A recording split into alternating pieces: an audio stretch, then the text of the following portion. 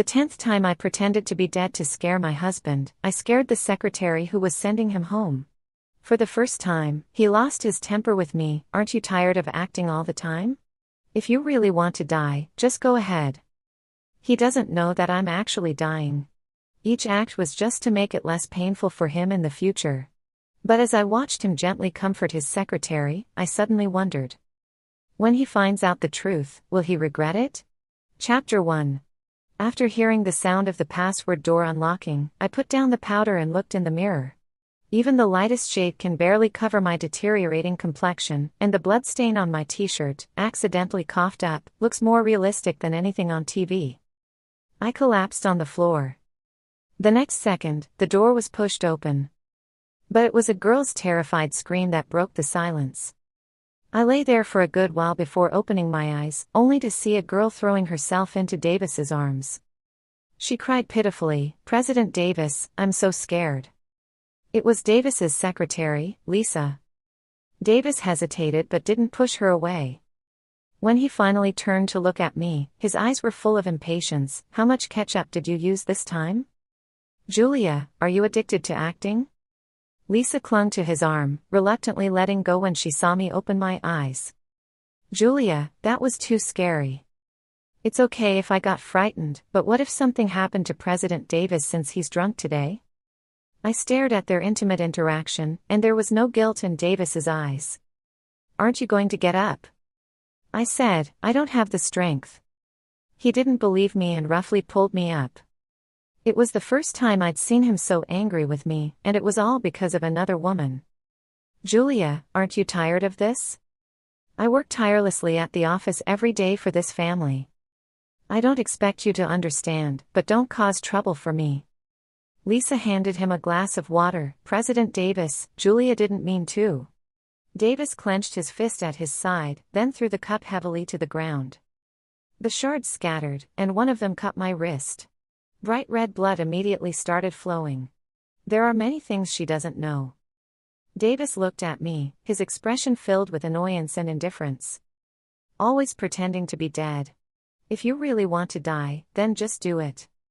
Chapter 2. Davis was wrong. There are many things I know. I know he's very busy at work, so I make soup for him every day to nourish his body. I know he often works late, so I always stay up late, waiting for him to come home. I also know that he can hold his liquor well, so why did he need Lisa to take him home this time? Because he was drunk? Was it to build rapport between a boss and a subordinate for smooth working relationships? I sat in the hallway all night, and in the end, I laughed out loud at myself. People passing by were startled, cursing at me. What bad luck. I hugged my arms. The hallway was so cold. Davis was probably really drunk. After Lisa left, he dragged me outside, telling me to wake up and stop causing trouble. I was locked outside, and no matter how hard I knocked, there was no response. Because Davis had fallen asleep. The blood from the cut on my wrist had already stopped. I pressed on it. It hurt a bit, but compared to the pain I felt when I was diagnosed with late-stage stomach cancer, it was nothing. I didn't bring my phone out, so I had nowhere to go. Suddenly, I remembered the day I first pretended to be dead, how Davis was so shocked that his face turned pale. His hands trembled as he held me. As if the sky had fallen, he carefully called out to me, "Juju." Then I suddenly opened my eyes, grinning as I replied, "I'm here." Davis stared at me in a daze, then hurriedly wiped away his tears. He wanted to say something but didn't. He just held me tighter. His eyes told me, he was scared. This was the quickest way I could think of to make it less painful for him in the future. And I did it. Chapter 3. The next day, Davis opened the door and pulled me inside. He had these beautiful puppy eyes that always looked a bit innocent when he lowered them. "I'm sorry, Julia. I can't believe I left you outside all night." Then he gently touched my stomach, coaxing me, "Your tummy must be starving, it's all my fault." See, even when comforting me, it's been a long time since he called me Julia. I should be angry and blame him for making me freeze all night. Today is a day off, and I want him to spend the whole day with me. First, watch a movie with me. In the movie, the husband comes home every day to find his wife pretending to be dead in various ways. Davis gradually frowned. "Is this where you got it from?" He paused the movie. Are you too idle? Learning from a movie to mess with me. I didn't look at him, just stared at the screen and said, but her husband finds it adorable. Davis interrupted me with a cold laugh. A movie is just a movie. In reality, it's annoying as hell. I admit that I was a bit harsh with you yesterday because I was drunk, but you need to listen to me. The reality is that it's not cute at all, it's annoying. Do you understand? His voice wasn't loud, and his tone was calm. But it felt like a small, sharp needle suddenly piercing my heart. I was grateful that the room was dim, with only the faint light from the screen illuminating our faces. He couldn't see my stiff smile. Of course, I understood. Maybe the wife in the movie understood too. We've watched half of it already. Just watch the rest with me. Suddenly, a sharp ringtone interrupted me. Davis pulled out his phone, and Lisa's name flashed on the screen. Lisa's panicked voice came through clearly. President Davis, I think I messed up the recent deal. Their boss touched me, and when I refused, he. Davis shot up, grabbed his coat, and headed for the door. I tried to grab him but was met with his heavy gaze. He said, "Don't make a fuss." Then he brushed my hand away. The door slammed shut. The movie continued to play. The truth was revealed. The wife had a terminal illness. The husband thought she was pretending again and jokingly nudged her. "Hey, stop pretending. Today, I found a really good restaurant. I'll take you there." But his wife would never wake up again. As the movie reached its end, my phone rang as well. It was Lisa calling. I heard Davis's voice, gentle and considerate, comforting her, "Don't cry anymore. Losing the deal is fine, it's just one deal. Are you hungry? I'll take you to eat. There's a new restaurant near the company." Lisa cheerfully responded, "Okay, then I have to treat CEO Davis to a nice meal." I suddenly spoke up. "Which restaurant? How about I join too?" Chapter 4. The air froze for a second, immediately followed by the beeping sound of the call being hung up. Lisa probably didn't expect me to speak up. But it doesn't matter, I know where that restaurant is. Because I had mentioned it before. It's a couple's restaurant. I once begged Davis many times to go with me. What did he say? He said he was too busy making money, busy supporting the family. On our wedding anniversary, he brushed me off, saying, "Julia, can you stop making a fuss?" That night, he stayed at the office. Later, I saw Lisa's post on social media.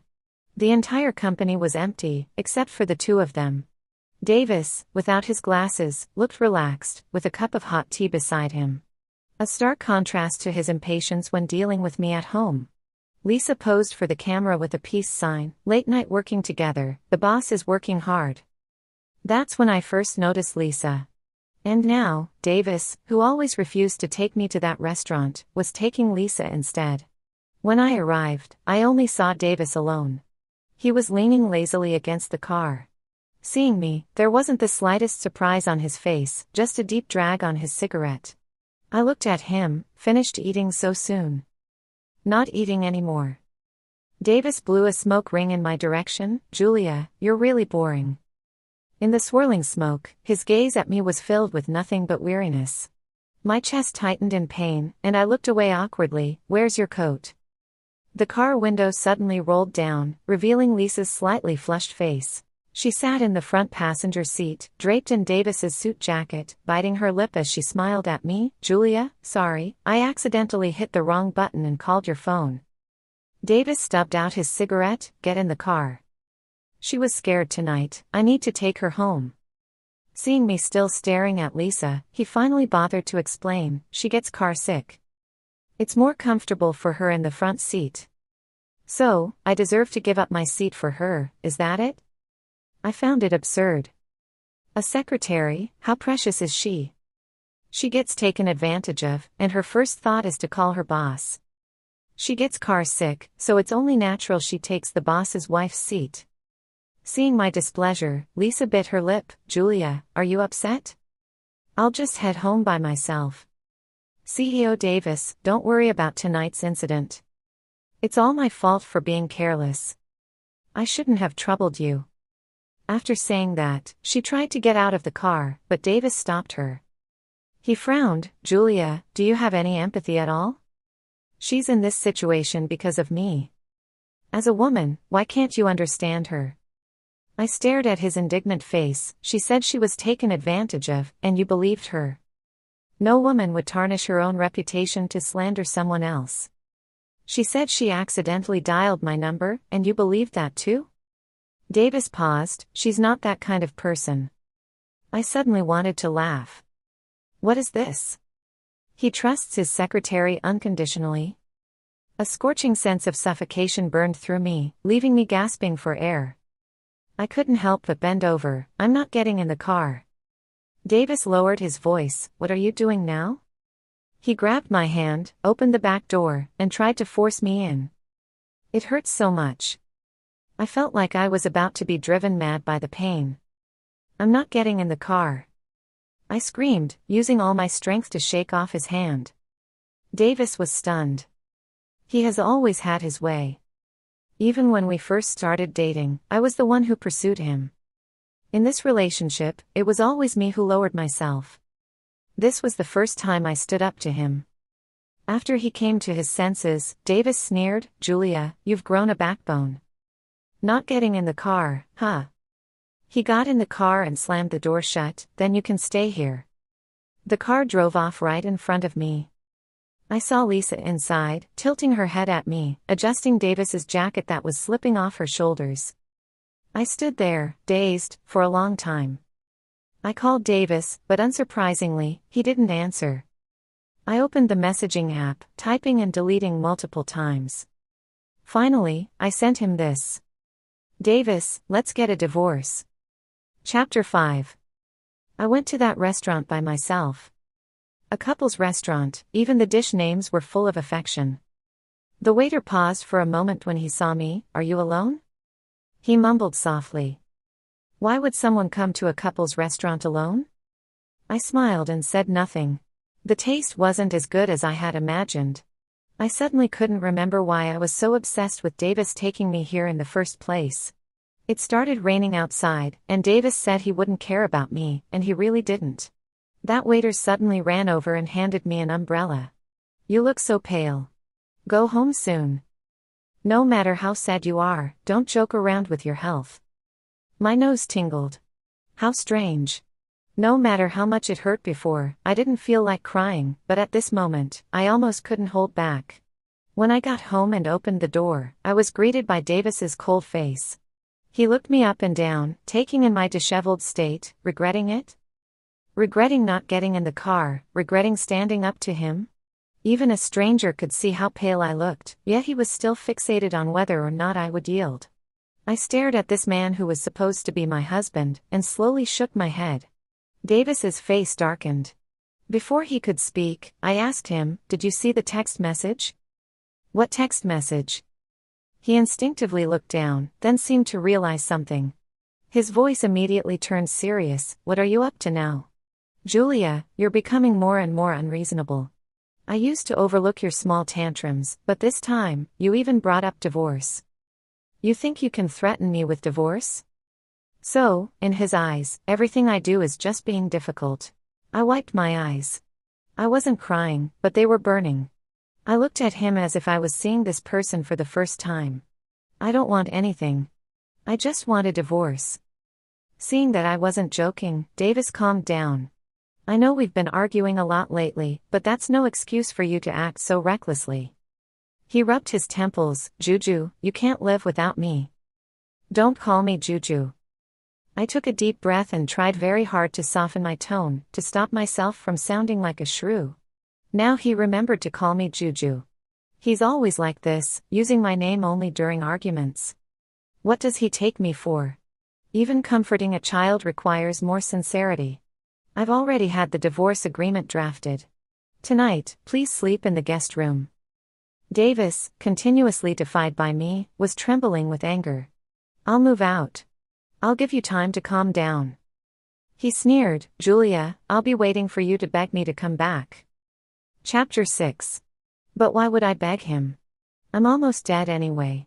With Davis gone, I slept the deepest sleep, so deep that I almost thought I wouldn't wake up.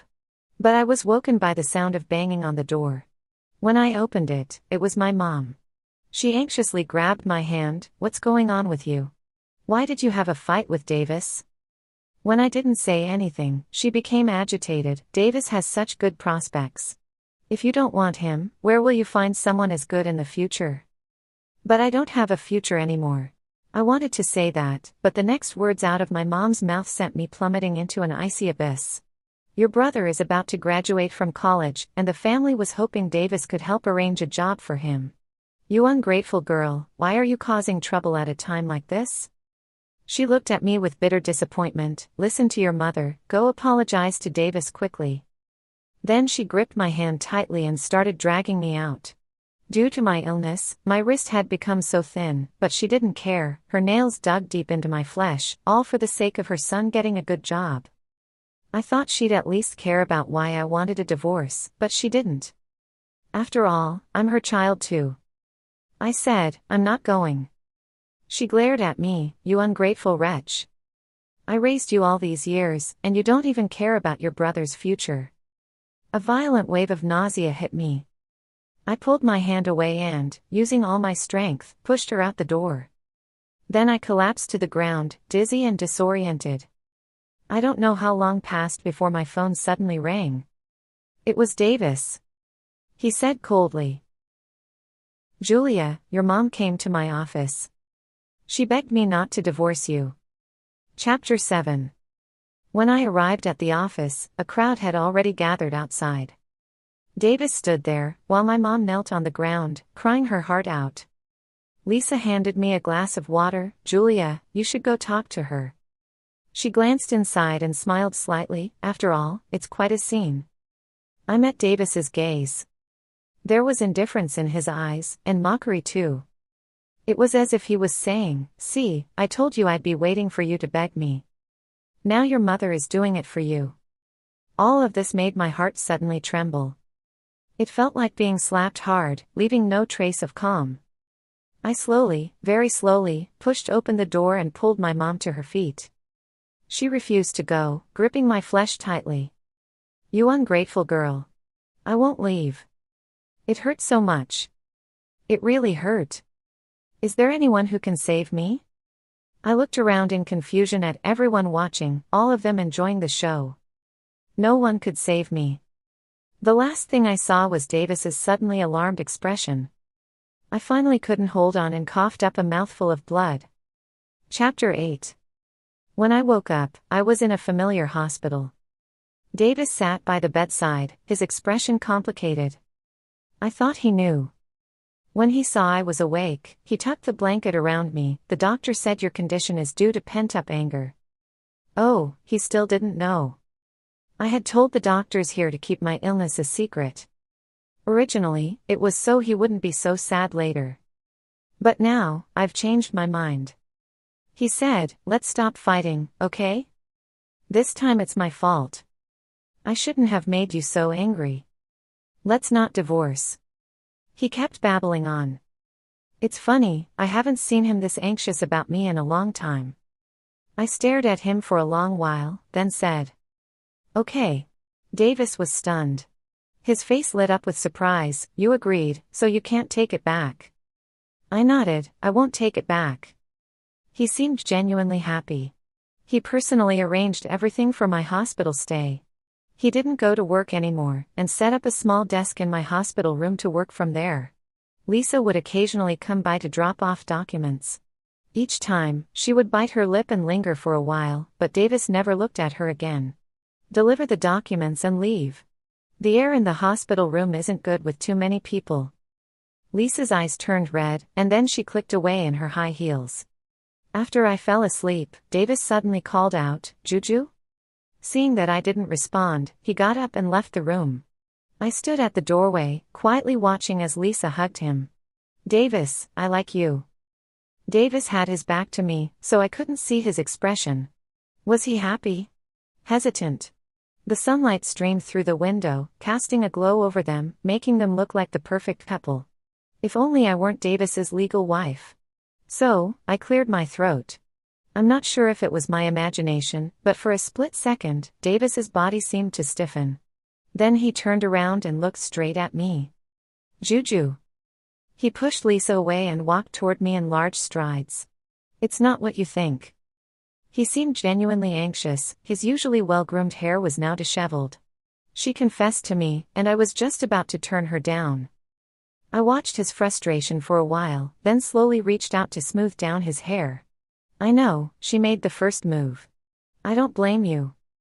Davis's expression finally relaxed. I looked at him, but I don't like her.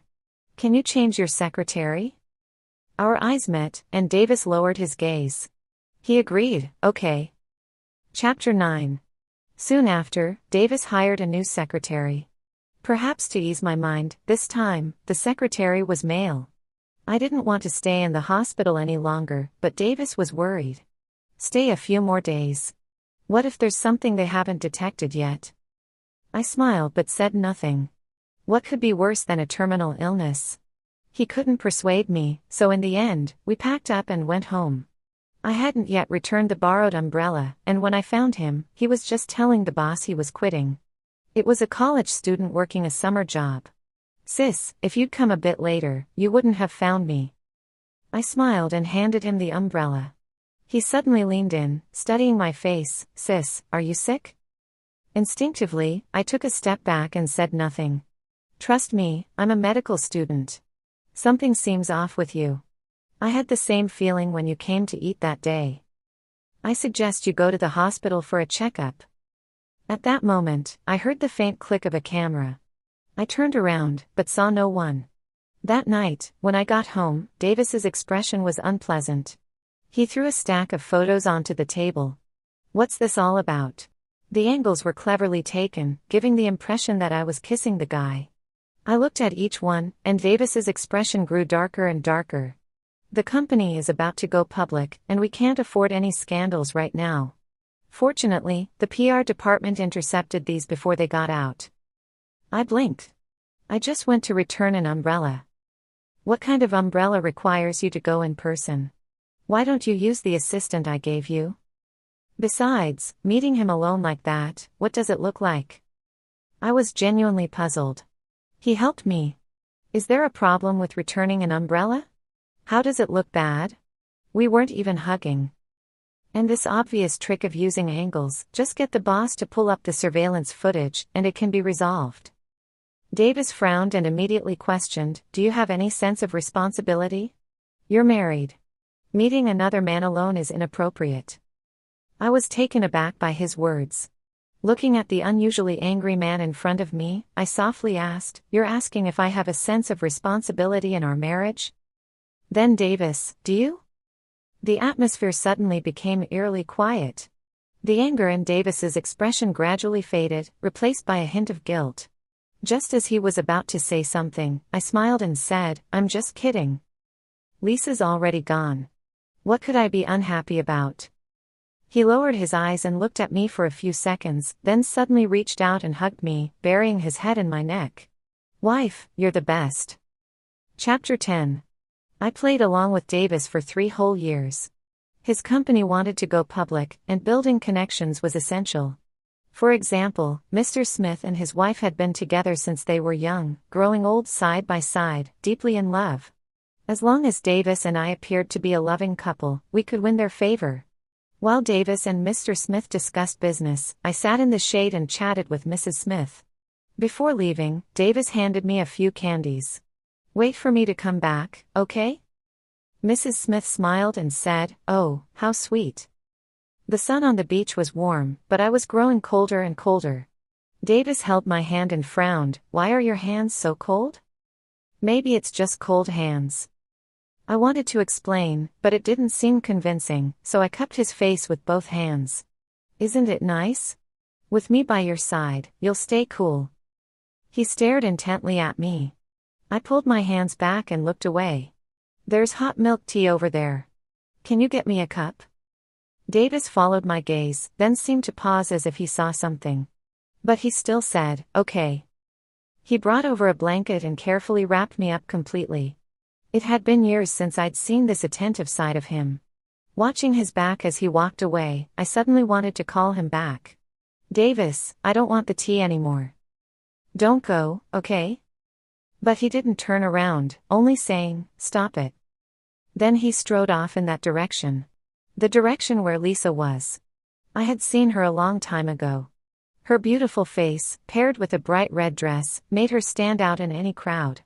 She had been watching us for a long time. And as expected, once my husband noticed her, he went over to her.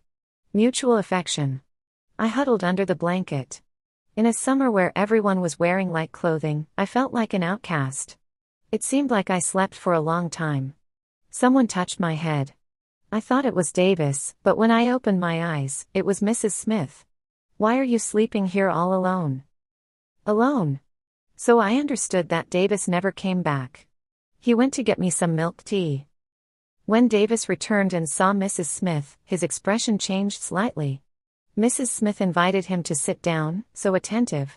"Julia said the milk tea she wanted was quite far, and you really went out in this scorching sun to get it."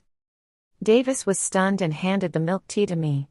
He lowered his head slightly, his messy hair covering part of his eyes, making him appear unusually embarrassed.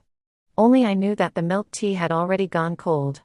Davis slowly took my hand, intertwining our fingers. Amidst Mrs. Smith's praise, I drank the cold milk tea, sip by sip. It tasted awful.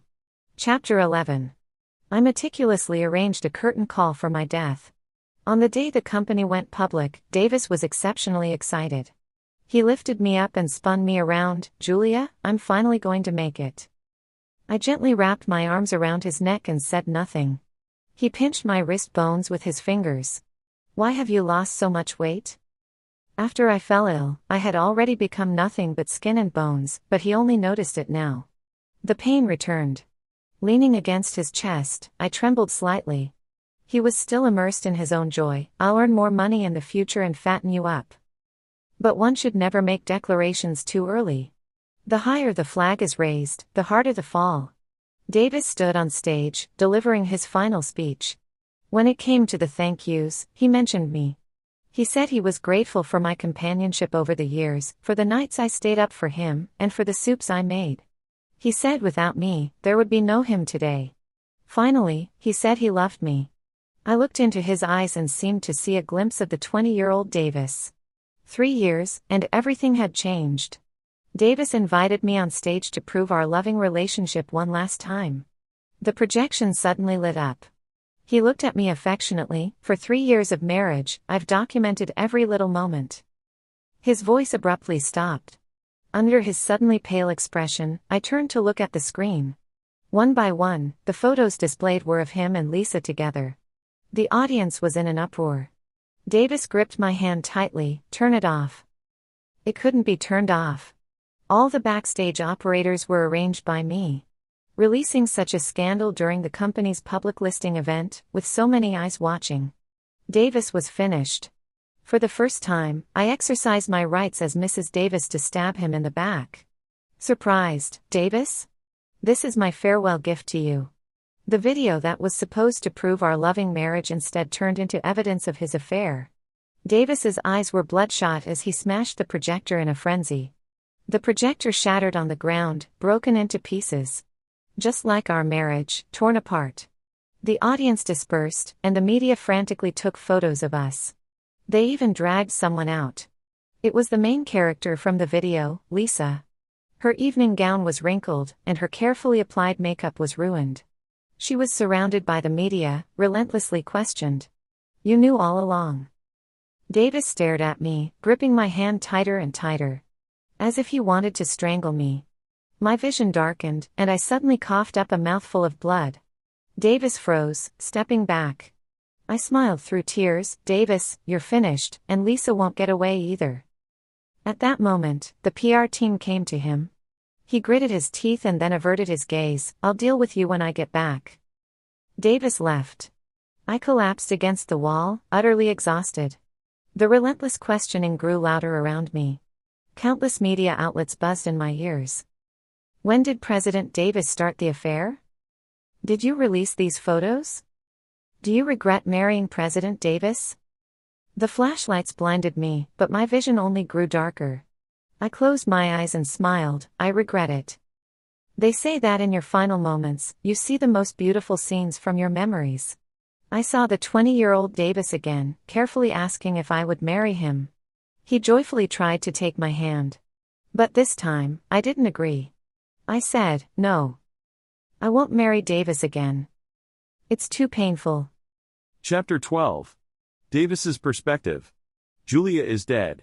When Mrs. Smith told him, his first reaction was that Julia was lying again. Even before seeing the body, he was furious. It was one thing to pretend and scare him, but how dare she frighten Mrs. Smith this time? Because of her disruption, the company suffered a massive loss, and he would never forgive Julia. Mrs. Smith cried so hard that she fainted, and it was hard to imagine how well Julia had gotten along with her. Davis, don't be too sad. Everyone told him to grieve and move on. He only found it absurd that Julia's acting was so good she fooled everyone. Julia suffered so much from her illness, it's a relief that she passed this way. What were they talking about? What illness? It wasn't until the police came to take her away that he snapped out of it. He hurriedly blocked Julia, not letting them touch her. She's not dead. She's faking it. What illness? I'm her husband, I would know, wouldn't I? She wasn't sick. Don't let her fool you. But no one believed him. Julia, say something. You always loved to play dead, didn't you? After pretending, you should open your eyes, right? You fooled so many people, and yet you're still not satisfied. For some reason, his hands uncontrollably trembled, and his entire body felt cold. Open your eyes. He had only been gone for a while, so how could everyone suddenly say she was dead? The police forcibly pulled him away, and Mrs. Smith angrily threw a hospital re-examination report at him. Her voice was choked with sobs as she questioned. Did you know she was sick? She's already lying here, and you still say she's pretending. His hearing seemed to fail him. Mrs. Smith's sobs echoed in his ears intermittently, like a red, drizzling rain, pitifully eroding his eardrums. Davis, I thought you truly loved her, but you didn't even know she was ill. You cheated with your secretary, and now you say such things. He widened his eyes, instinctively wanting to retort.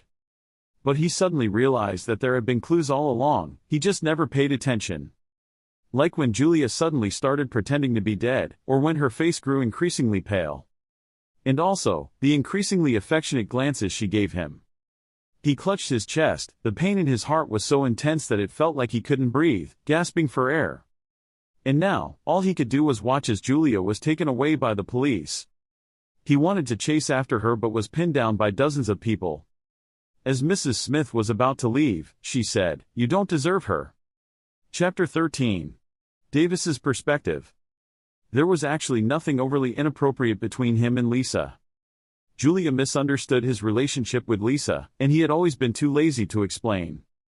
At most, they hugged a few times. They hadn't really done anything, so why was Julia so angry?